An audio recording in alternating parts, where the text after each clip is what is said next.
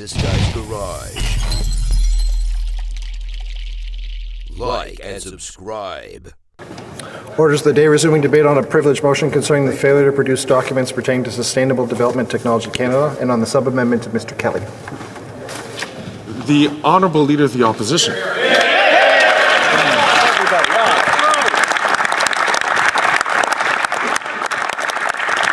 Mr. Speaker, I rise today flabbergasted by the news that has just been made public. The government has finally revealed its true deficit number. Remember, this finance minister, this outgoing and now former finance minister, told the world that she was putting in place guardrails to limit the damage that her deficits could do. Her deficit plan was $40 billion, a mind-bogglingly large number that was already contributing to rekindling inflation again. This $40 billion was too big. It was out of control as it was. But at least to her credit, she said no more than that. And she decided she would have a guardrail. We know a guardrail is meant to stop vehicles from flying off cliffs. Well, as she was trying throughout the year to avoid going off the cliff, there were two people on the bus who had other ideas. The Prime Minister and carbon tax Carney. And the two of them went to the front of the bus, they grabbed the wheel, they pulled it sharply to the left, smashing into that guardrail, and she tried to resist. So they pulled even further to the left, and they stepped on the gas. The bus flew off the cliff, and now Canadians are at the bottom of the ravine in a big pile of debt. But instead of taking responsibility, the Prime Minister told her that she should take all the blame.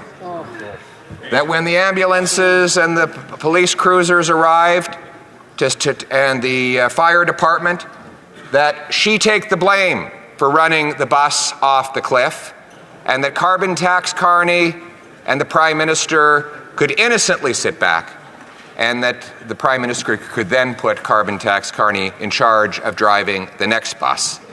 The good old boys in the back room would protect themselves and make the finance minister, the then finance minister, take all the blame. Reminds you of the way they treated the former Attorney General, a brilliant and brave First Nations woman who refused to kowtow to corruption. It reminds us of the way they treated Jane Philpott and so many other brave women who have dared question this self-described feminist Prime Minister. Some feminist indeed, throwing the bus off the cliff and throwing women under the bus. That is his real record. That his real record on finance, Mr. Speaker, is yet another $62 billion deficit. For context, outside of this government, there is no government in the history of Canada that has ever run a $62 billion deficit. Not even in the 90s when the Wall Street Journal said that we were a third world basket case. Not even during the massive global economic crisis did the deficit come anywhere close to that. And here we are, with the global economy growing, with the American economy booming in stable times. This deficit is 100% at the feet of this irresponsible Prime Minister and his personal economic advisor, carbon tax Carney. That's right. Now, Carney says he doesn't even want the job of finance minister. He doesn't even want to try and drive the crashed out bus after he helped run it off the cliff. And they couldn't find anyone all day. In fact, no one will appear today even to defend this incredible disaster of a budget. Look at the consequences in human terms, Mr. Speaker. We have 1,400 homeless camps in Ontario, 35 homeless encampments in Halifax alone. We have 2 million people lined up at food banks. Scurvy is making a comeback. The government admits that 1 in 4 children are going to school hungry every single day. Unemployment is rising and according to this budget expected to exceed 7% by the end of next calendar year. The gap between per capita GDP in Canada and the US is now 30,000 in Canadian dollars, 30,000 it was equal 10 years ago. This is the worst gap since at least the Second World War, and some say the worst gap in a century. Canadian workers are only getting 55 cents of investment for every dollar an American worker gets. $500 billion Canadian investment dollars, which works out to almost a quarter of our economy, has left net to go to the United States where it builds pipelines, factories, warehouses, pipelines, business centers, Canadian investment dollars paying American wages while our workers go starving for investment and for salaries to pay their bills. When I travel across this country, I consistently meet two types of people. One, those who are a little better off and tell me that, and I'll be very blunt about this, that if I don't win, they will leave the country. And they are very numerous. Yes. But you know, I don't worry about them as much. You know who I worry about? The ones who can't leave. The ones who don't know, and if I can just use very blunt language, who tell me I don't know what the hell I'm going to do. I have no idea how I'm going to pay my way. That's right. I met a waitress at a restaurant not long ago, and she came up to me and she grabbed me by the hand and she said, "You have to win." And I said, "Oh, thank you, I appreciate your support." She said, No, it wasn't a compliment. You have to win." And then she told me her story. She told me that she was working one full-time job and two part-time jobs just to pay her bills. As a single woman in her late 50s. And she was tired of working all the time. So she cut everything out of her budget, every creature comfort, everything she enjoyed about her life, she cut it out so that she could drop one of those part-time jobs. And then one morning, she woke up and she walked outside and her car was gone. And she called her insurance and they said they weren't going to cover the replacement value. So she had to take that job back because she simply cannot live her life without a car. Now you can bet your bottom dollar the guy who stole the car, he was probably out on bail. This was not his first job. That's right. Her taxes have gone up. Her heating bill has gone up. Yeah. Her wages have not gone up. She's scared to go out in the streets in places where they didn't even lock the door not long ago. These are the people we're fighting for. These silly games over here, they're very entertaining. The soap opera that everyone's seized with today, Yeah. that's all fine. But there are real people whose lives are on the line here, and we have a duty to work for them. And quite frankly,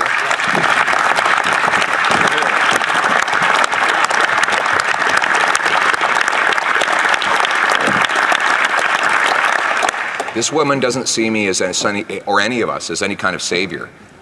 They see us all as a last hope. In fact, she doesn't want to be saved. She just wants her life back. Yeah, exactly. She was taking care of herself just fine before her tax, her heat, her grocery bill went through the roof and her car went missing. She was doing just fine. She was doing everything right. Met another guy at the Labrat Brewery a few days ago, and you can watch the video of me talking with him. He walked up to me and he said, "I have 3 jobs and I can't make it. We're renting. We have no hope. We've given up on ever owning a home. We're renting. We can barely make it." And he said to me, "I feel ashamed when I talk to my kids because they ask me why I'm never around and why we can never have a house. And I feel like a failure." But he didn't fail. He has been failed. That's right. He has been robbed Yeah. of the promise of Canada. It was a very simple promise that if you worked hard, you got a good life. Now, it wasn't fancy or extravagant, but you got a house with a yard where you could have kids playing safely. And you could have a nice dog that you could afford to feed along with the kids. And your kids could play safely in the streets. That was the promise. Now, politicians break promises all the time. But you know what was bad about this promise? This promise didn't belong to this Prime Minister. It wasn't his promise to break. Yep. It belonged to all of us. And our purpose is to bring home that promise for that young man, that young father, and that older female worker so that they can once again take back control of their lives, live in a safe country where their hard work earns them a good wage, where their rent and their food is affordable, and where when they go to bed at night, they know that they will be safe throughout their sleep and that they will have their car in their driveway in the morning. A country where people are proud again to fly the flag, where they know the government is a servant and not a master, where they understand that every day the Commons, this place, works for the common people, not for the ego of one man desperate to cling on to his job. We must remember that we are servants in this place. We have a job to do on behalf of the people who sent us here. Our personal dramas are not important. The dramas that should seize all of our concern and imagination are the daily dramas of the working women and men that build this country. We are in it for them. We're going to give them back control of their lives in the freest country on earth, Canada. Let's bring it home. Hey! Come on, get up, Lambert.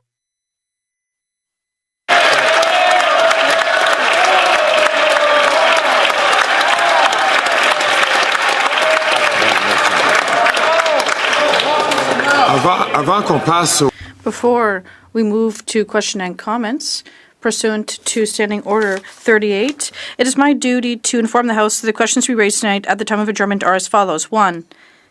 Carbon pricing, the Honourable Member for Bow River. And 2. The Honourable Member St. Albert Edmonton on democratic institutions. Pursuant to Standing Order 38, to inform the House that questions to be raised tonight at the time of adjournment are as follows. The Honourable Member for Bow River on carbon pricing, and the Honourable Member for St. Albert Edmonton on democratic institutions. I thank all members for their attention. The Questions and comments. Parliamentary Secretary to the Leader of the Government in the House of Commons. Yes, thank you. Mr. Speaker, you know, there is no one more so than the Leader of the Conservative Party that both inside the House and outside the House tries to portray a false impression that Canada is broken, Mr. Speaker. The reality is Canada is the best country in the world to call home. We can do a worldwide tour where you will see that whether it's interest rates, whether it's inflation rates, that Canada is virtually second to no other G7 country. And when you think of things like foreign investment, we are third in the entire world in 2023, Mr. Speaker. To the Leader of the Conservative Party, Canada is not, in fact, broken. And I would remind him that he sat around a cabinet table with Stephen Harper, where Canadians sent a very resounding message back in 2015, where a third party took over as the government of the day because his government back then was such a disaster. The Honourable Leader of the Opposition. Mr. Speaker, everything is broken today. Absolutely everything.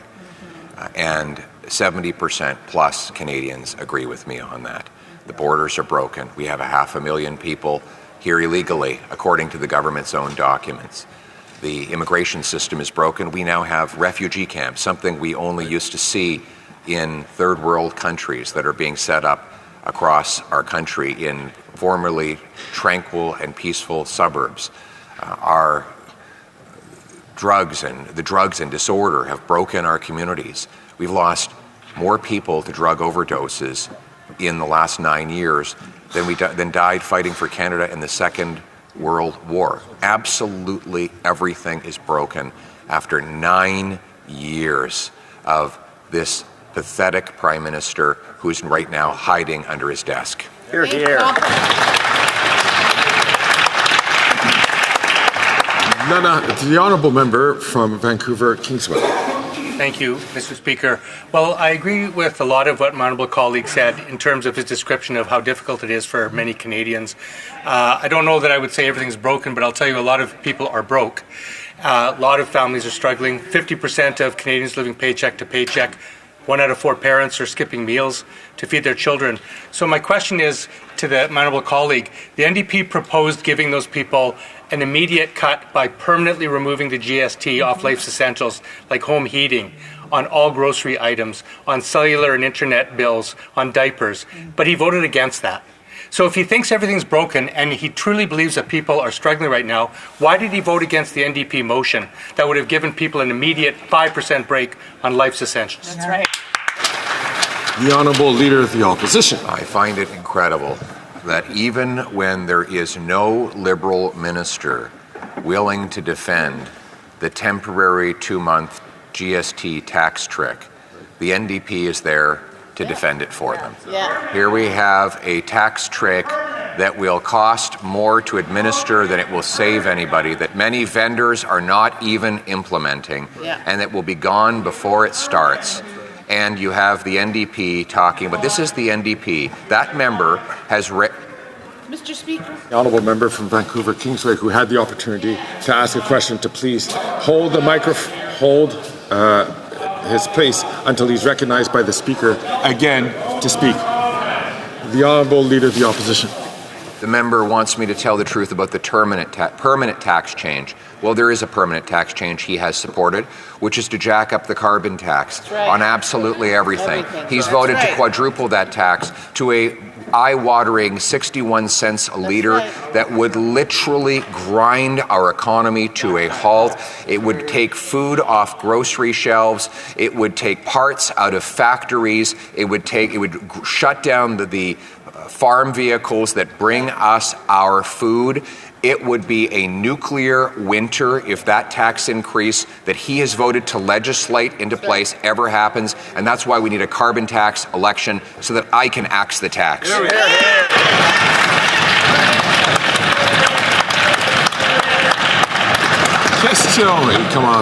Questions and comments? Senate Gulf Islands. Thank you, Mr. Speaker. It's so rare that the Speaker's rounds get around to Green Party to put a question to Leader of Official Opposition. So I want to have this opportunity. I want to start by saying there was nothing in his statement with which I could disagree, because it vaulted us into a frenzy of patriotism. I love this country. There's no place in the world I would rather live than being Canadian. But the Honourable Leader of the Official Opposition also maybe gave us a chance to get to know him a bit better. What would he do instead? He mentioned he'd met a waitress. He's known me a long time. I was a waitress. I waitressed for more than a decade, couldn't afford to go to university, but only in Canada was it possible that for me to go to law school as a mature student. I want to ask the Honourable Member, since I didn't join a political party until I was over 50, what jobs has he held in real life outside of politics that make him think he could be Prime Minister?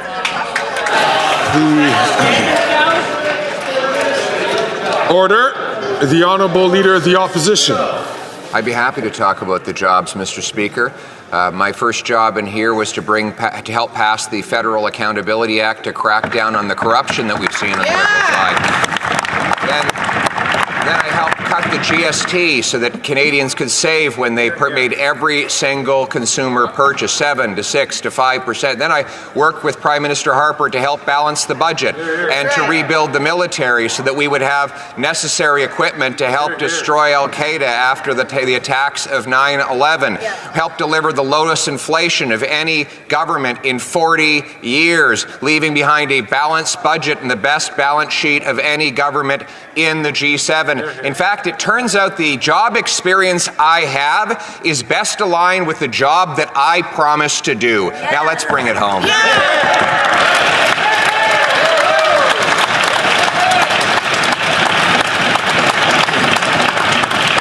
Questions and comments. Question and commentaire. The Honourable Member from Leeds, Grenville, Thousand Islands and Vito Lakes. Thank you.